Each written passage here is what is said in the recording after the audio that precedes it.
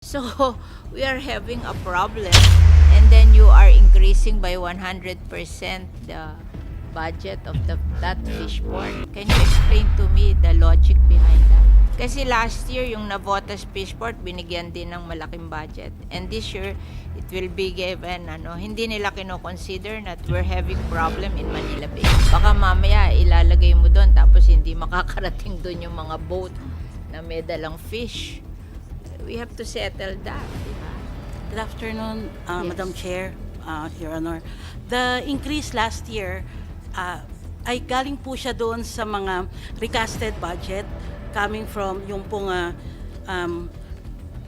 galing po siya sa NEP na rin namin po, pero pagdating po doon sa BICAM ay nagkaroon po ng mga recast. Kaya po nalagyan po sila. Ano ibig sabihin ng recasted? Sa herd, katulad po sa herd build-up, nalagyan po siya. Ngayon po, pag po gumawa uli ng budget, yung pong sa DBM po, hindi po nila kinoconsider pag po hindi galing sa NEP, original NEP. Kaya po, pagbigay po nila sa atin ng ating Tier 1, ay bumabalik po siya dun sa level kung magkaano po yung original na ibinigay po nila. Yes, yes. Hindi, pero ma'am, if that is the rationale, bakit may mga ibang departamento na tumaas? Ibig sabihin na wala silang insertion. Opo, yung iba So, po, parang- wala naman po. Yung iba po ay kung paano po yung original na NEP, yun pa rin po yung sa kanila. Tapos ngayon Hindi, po, pero dahil kasi if we will meron follow po, that logic, di dapat wala silang increase dito. Dapat zero increase. Kasi, kumbaga, tinuloy lang ng DBM what was the existing budget for this year. But, may nag-increase ng mga ahensya eh. So, yung saan iba pong- nanggaling yung increase na yon? Yung iba pong nag-increase ay katulad po ng paglagay po ng budget para po sa foreign assisted, katulad po ng PL480, nagkaroon po sila ng additional budget para po sa Saan ho yung ano? Ano po For siya? example, One of the biggest increase is the Philippine Ports Authority. Opo. And I think it's about Navotas. Opo, Diba? You're opo. building the fish port in Navotas. Do you know that there is a problem in the fish port of Navotas because of reclamation? If we continue with the reclamation, people will be having a hard time going to the fish port of Navotas. Why are we increasing the budget when there's a problem? Well, Madam Senator, with regards the Philippine fish ports in Navotas, the contention of the director of Fish Port Development Authority is to increase our participation in the provinces where we have fish ports that are not yet in full operation. And on that basis, the allotment given last year was to improve and strengthen the fish port of not Navotas but other.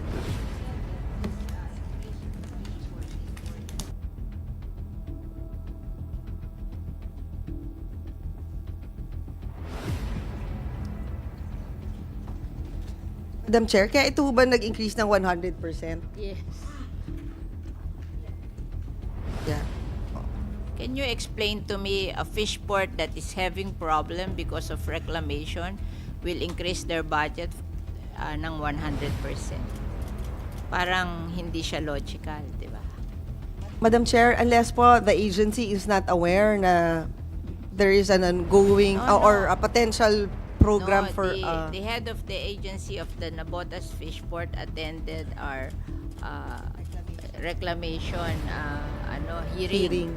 And he said that they're still waiting for the assurance that they will not be affected by reclamation. All the ports in Manila are complaining.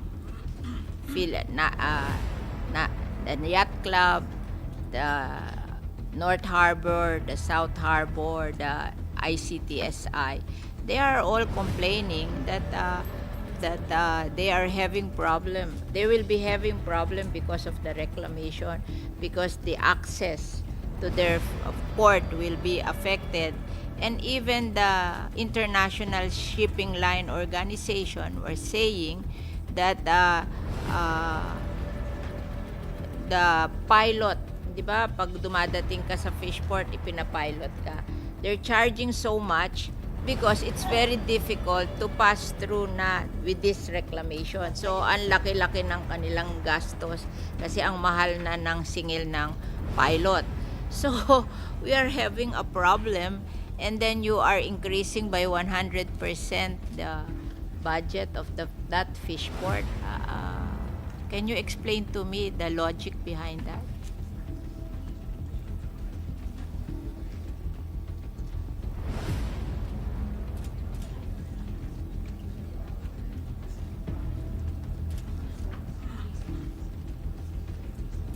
Kasi last year, yung Navotas Fishport, binigyan din ng malaking budget. And this year, it will be given, hindi nila kino-consider that we're having problem in Manila Bay. Diba?